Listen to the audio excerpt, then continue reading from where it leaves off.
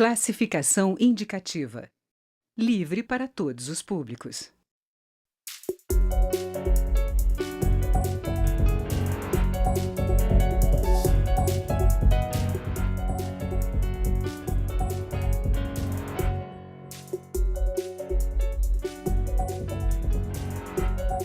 Olá! O presidente Michel Temer vetou o texto de duas medidas provisórias que reduziam a proteção ambiental na Amazônia.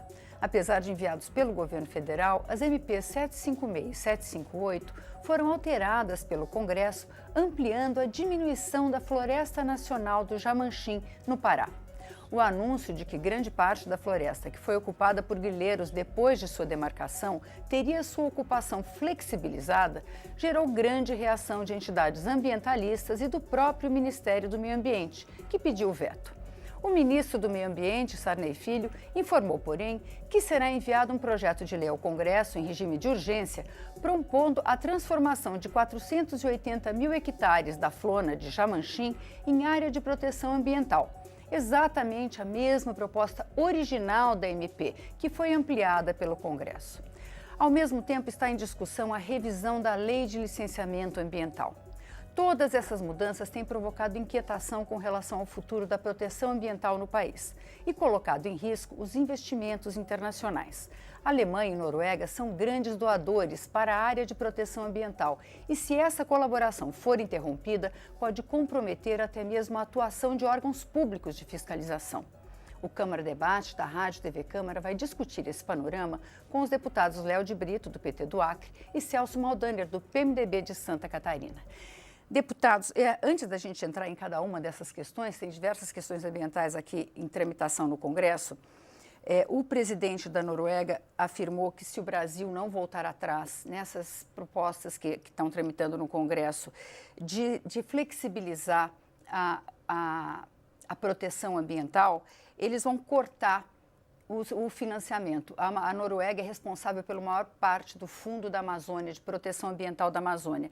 Eu queria saber como é que os senhores veem essa questão da importância internacional da proteção ambiental no Brasil. Deputado Léo de Brito. Bem, eu tive a oportunidade de fazer essa denúncia aí na tribuna do Congresso Nacional, da Câmara dos Deputados. A Noruega hoje é responsável por 97% dos investimentos do Fundo Amazônia. R$ 1 bilhão foram doados a fundo perdido. A fundo perdido de euros foram doados a fundo perdido para exatamente fomentar a questão da proteção. O IBAMA, nesse último ano, teve cortes significativos relacionados à fiscalização. E o recurso do Fundo Amazônia tem sido um elemento fundamental para a manutenção da fiscalização por parte do IBAMA. O Brasil, no Acordo de Paris, ele estabeleceu suas metas de redução de desmatamento, né? 37% até 2025 e 43% até 2030. Então, não é inteligente da parte do governo brasileiro promover uma política ambiental de redução da proteção, que vai, obviamente, quando se fala em redução da proteção, obviamente nós vamos ter o aumento do desmatamento e, por consequência, o Brasil não vai cumprir as suas metas ambientais. E é claro que a Noruega, como principal parceiro, falando de 97%, mais 2, alguma coisa da Alemanha e mais 0,5% da Petrobras, no Fundo da Amazônia, ela está, obviamente, fazendo essa reivindicação ao Brasil, fazendo esse alerta ao Brasil, assim como a Alemanha também está fazendo esse alerta ao Brasil, porque esses recursos do Fundo da Amazônia, eles têm como contrapartida também a redução do desmatamento. Eu cito o exemplo do Acre, Vânia, e deputado Celso. O Acre hoje tem 88% do seu território coberto de floresta. E só do Fundo da Amazônia nós temos 90 milhões que são investidos exatamente para a recuperação do ativo ambiental, para programas de combate a incêndios, e também o CAR, que foi aprovado aqui pelos deputados no novo Código Florestal, e que o Acre foi o primeiro, fez 100% do cadastro ambiental rural nas propriedades rurais do Estado. e é um estado que está crescendo economicamente, diversificando a produção agrícola, inclusive nos demais 12%, também com o trabalho na área florestal, seja madeireira ou não madeireira, trabalhando também a questão dos créditos de carbono.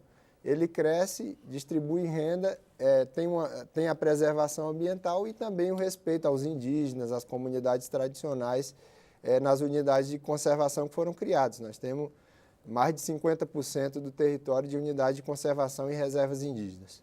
Deputado Celso Maldani, como é que o senhor vê essa questão da importância internacional e da repercussão internacional do que se discute de meio ambiente aqui no Brasil? A minha preocupação, em primeiro lugar, é dizer que o agronegócio hoje é a tábua de salvação do nosso país, né? É a produção rural que tem salvado o nosso país, tanto na balança comercial, como em todos os sentidos, né, as exportações brasileiras. Eu, especificamente, sou parlamentar do sul do Brasil, que é outra realidade, mas eu gostaria de trazer alguns dados aqui. Vegetação preservada nos imóveis rurais, nós temos aqui no Brasil 20,5%.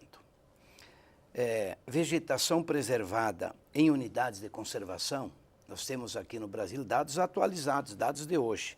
Nós temos 13,1%. Vegetação preservada em terras indígenas, nós temos aqui 13,8% hoje, sem contar com que as áreas que, por decreto, que eram para ser criadas, aí ia passar de 20%.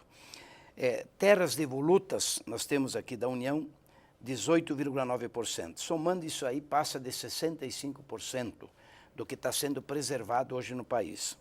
Nós temos de pastagens no Brasil 8%, nós temos de pastagens plantadas 13,2% e temos de lavouras, que salva esse país, lavouras e florestas em consórcio, 9%. Então, com 9% do território nacional, nós estamos salvando esse Brasil através do agronegócio. Temos as ocupações de cidades, 3,5%, e outras situações, 3,5%. Essa é a realidade do nosso Brasil.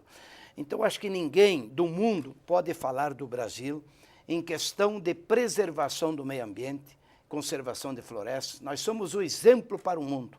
Tanto que o Código Florestal Brasileiro, 80% na Amazônia é preservar. Quer dizer, apenas 20% pode ser ocupado. Nós estamos com 9% a nível de Brasil. Santa Catarina, que é meu estado tão pequenininho, com 1,2% do território nacional, somos o primeiro maior exportador e produtor de suínos, o segundo em aves, já somos o quarto em leite, 66% é preservado. Quer dizer, lá está aumentando cada vez mais a Mata Atlântica. Que antigamente os italianos, quando chegaram no Brasil, derrubaram todas as matas. Agora está tudo sendo preservado. Então, se vem tanto dinheiro da Noruega, e agora o presidente Michel foi para lá, e que bom que ele tomou essa decisão de vetar, né? Eu acho que tem que ser estudado melhor essa situação. Nós temos um caso parecido também com esse caso específico aí do Pará. Nós temos em Santa Catarina, que o ministro Sarney foi no sábado lá em Florianópolis para discutir a questão do Parque Nacional de São Joaquim, mas nós temos situações consolidadas, onde que os senadores queriam alterar, o presidente vetou, né? Nós temos situações que já estão consolidadas, como é que você vai fazer agora com essas pessoas que estão ocupando essas áreas? Então, mas eu trouxe esses dados aqui para dizer que o mundo tem que respeitar o Brasil, e se a Noruega está investindo tantos bilhões aqui no Brasil, é importante saber onde está sendo investido esse dinheiro, né? Se é as ONGs, como é que elas estão aplicando esse dinheiro? Porque lá o final, o destinatário, teria que ser o agricultor, o produtor rural, ele tinha que ganhar um incentivo, pagamentos por serviços ambientais, a exemplo da Costa Rica, onde é pago por hectare, cada produtor recebe para fazer a preservação. Santa Catarina precisaria de um programa desse, porque estão deixando de produzir para preservar. Então, eu acho que ninguém, a Noruega, o que mais polui, o maior produtor, o maior exportador de petróleo do mundo, quer dizer, eles têm que dar as dicas aqui. Que bom que eles têm essa visão de ajudar. Eu acho que é uma obrigação de ajudar. Agora, eu não sei como é que é feita essa aplicação que o colega Léo tem mais conhecimento, se realmente esse dinheiro está sendo bem aplicado.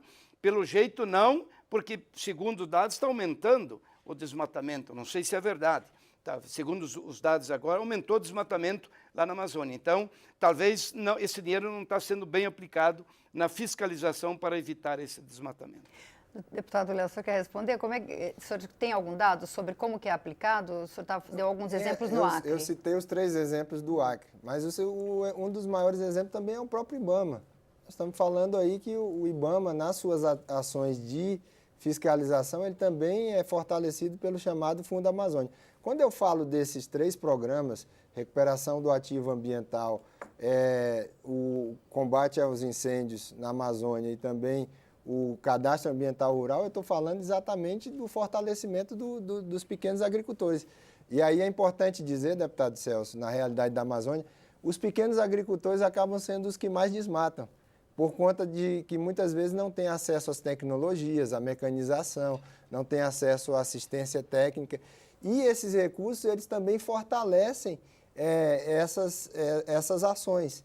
Então, a ideia, quando se fala desses recursos que estão sendo investidos, é exatamente dar condições aos produtores rurais para que eles possam, de fato, com novas tecnologias, com apoio, com incentivos governamentais, porque esse recurso vai para o governo, ele não está indo para ONGs.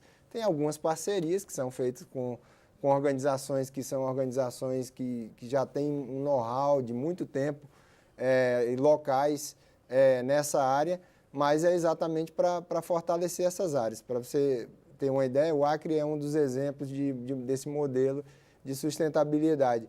E só na última semana eu tive com o governador um investimento de 17 milhões para os produtores rurais na área da agricultura, da suinocultura, na área da pecuária. O Acre também tem um potencial grande de pecuária, mas nós estamos utilizando as áreas que já estão degradadas. Aliás, o governador sempre cita o exemplo.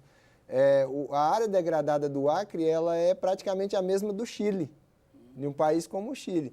E o Chile tem um potencial agrícola muito maior do que o nosso estado.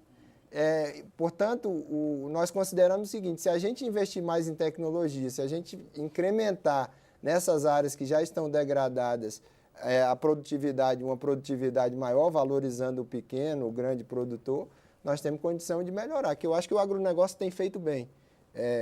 Nós temos esse mesmo entendimento de que o agronegócio brasileiro ele conseguiu se colocar forte internacionalmente exatamente pelo fato de que incrementou novas tecnologias.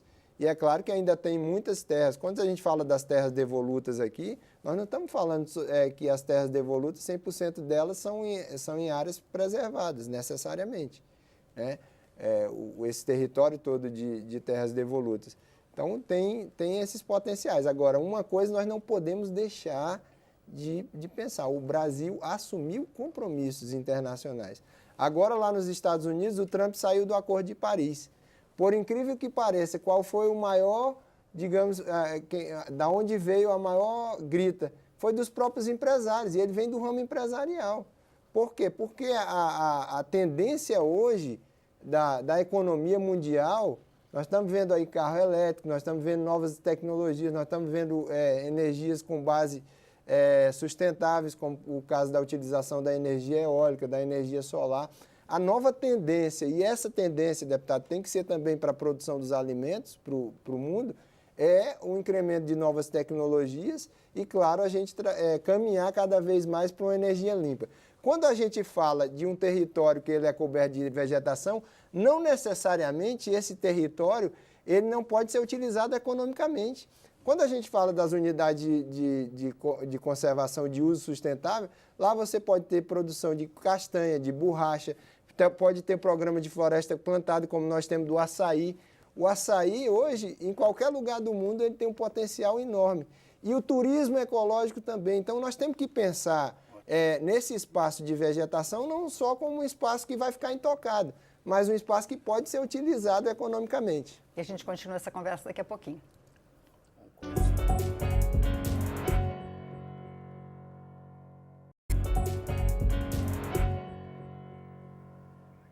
O Câmara Debate está de volta. Hoje nós estamos discutindo a mudança na legislação ambiental com os deputados Celso Almodóvar, do PMDB de Santa Catarina, e Léo de Brito, do PT do Acre.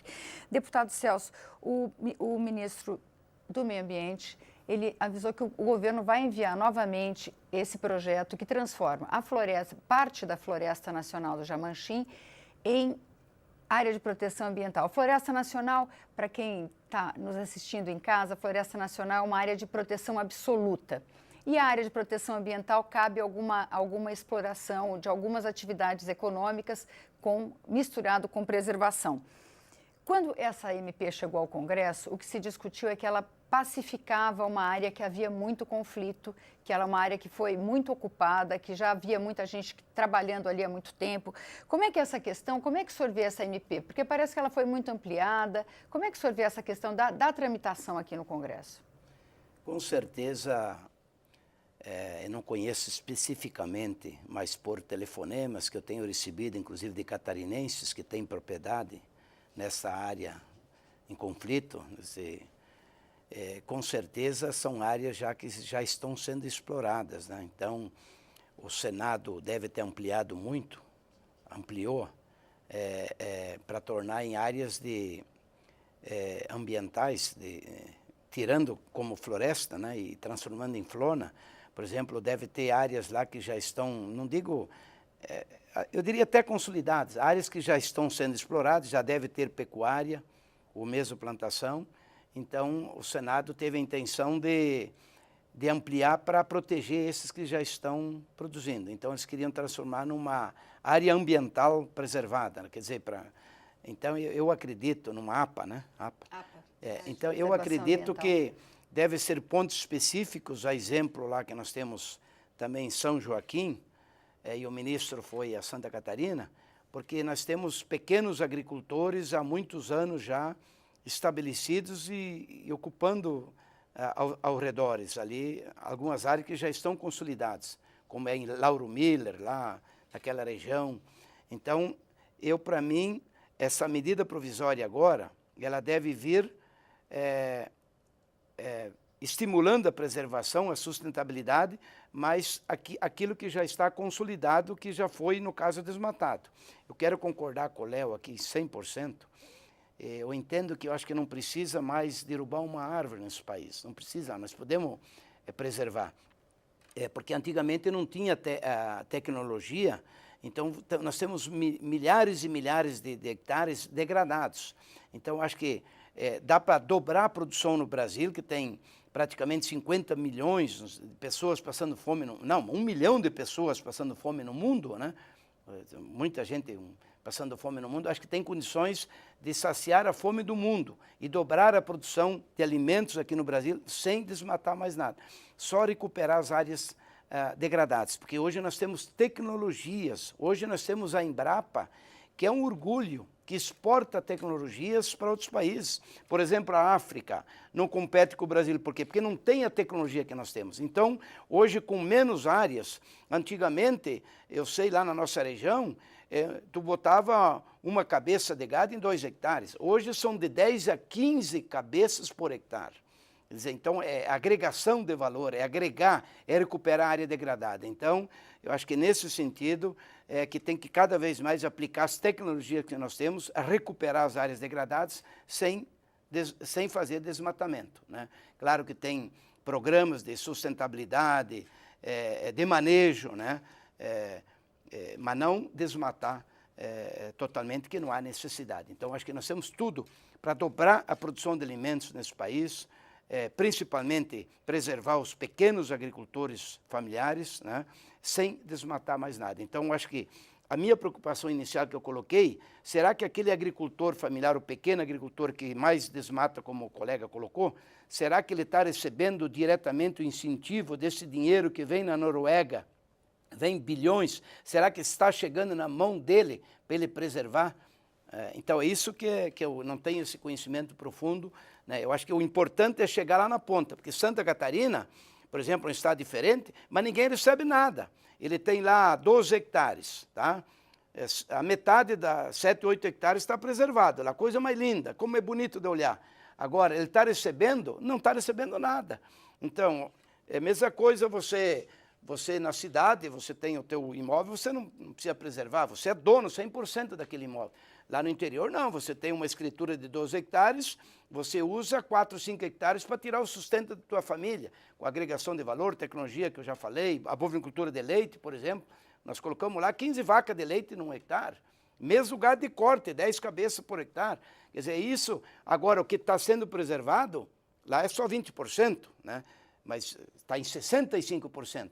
Então, eu acho que o que passa da legislação do Código Florestal dos 20% da Mata Atlântica, teria que ter um incentivo para o produtor que está para preservar a água, etc. Né? Eu acho que é isso que está faltando, chegar o dinheiro lá na ponta para quem realmente é o dono da propriedade e tem que fazer a sua preservação. Porque agora, com a medida 759, ela vai passar os documentos, escrituras, né? O governo pensa este ano em 230 mil documentos, escrituras, e ano que vem mais 230 mil, regularizar, a pessoa vai ser dona do seu lote, mas eu acho que ele tem que ter um incentivo para ele preservar na sua propriedade. Agora, deputado Léo de Brito, como é que fica essa questão desse projeto de lei? Primeiro, o governo agora vai transferir para o Congresso inteiramente a responsabilidade, né?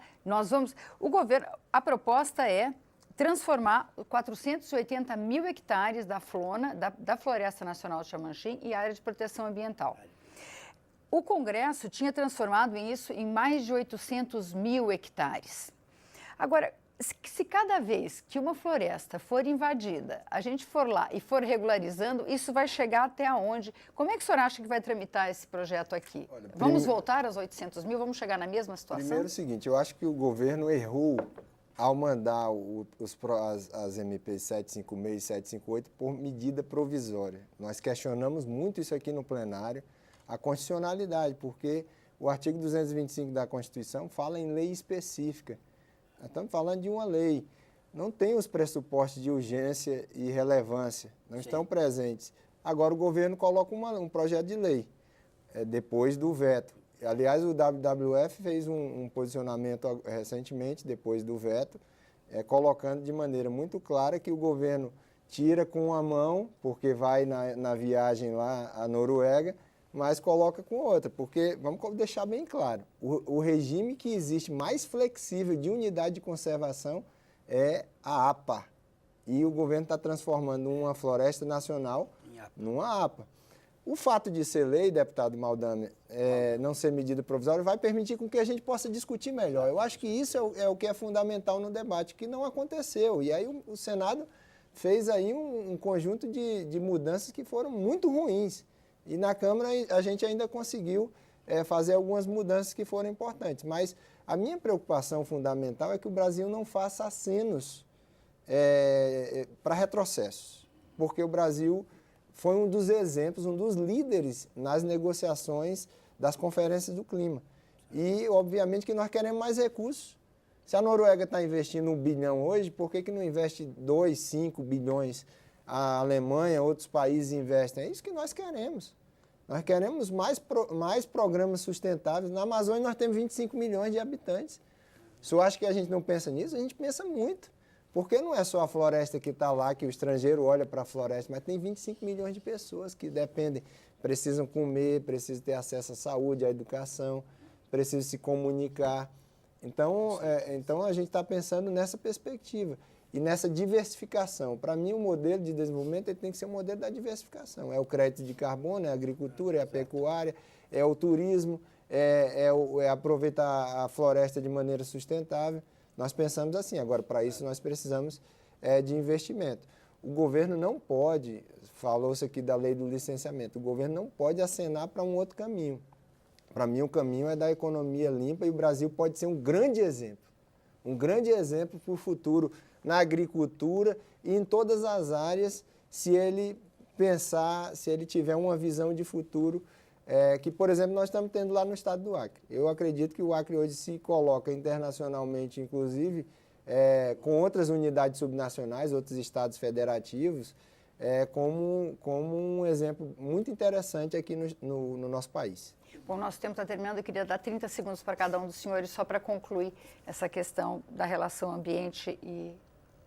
Eu acho que parabenizar a iniciativa do próprio presidente de a Noruega, discutir profundamente esse assunto, e com os vetos que ele vetou, agora com o projeto de lei, nós vamos realmente discutir com a participação de todos os deputados e senadores. Eu acho que um projeto de lei é mais interessante para não prejudicar quem já está consolidado, mas principalmente pensando na sustentabilidade do nosso país. Agradecer mais uma vez a TV Câmara, deputado Celso, que é um grande deputado nosso aqui na Câmara dos Deputados. Eu que sou deputado de primeiro mandato, a gente está sempre aprendendo. E esse debate é um debate muito importante, um debate de futuro, um debate do desenvolvimento do nosso país. E é claro que todos nós, eu acredito que todos nós, todos os deputados dessa casa estão pensando no melhor para o país, num desenvolvimento economicamente viável, socialmente justo, economicamente, ambientalmente sustentável e que preserve as culturas. O Brasil é um país continental, um gigante que tem um potencial enorme e que pode dar um exemplo para o mundo todo. Muito obrigada, deputado Léo de Brito. Muito obrigada, deputado Celso Maldaner.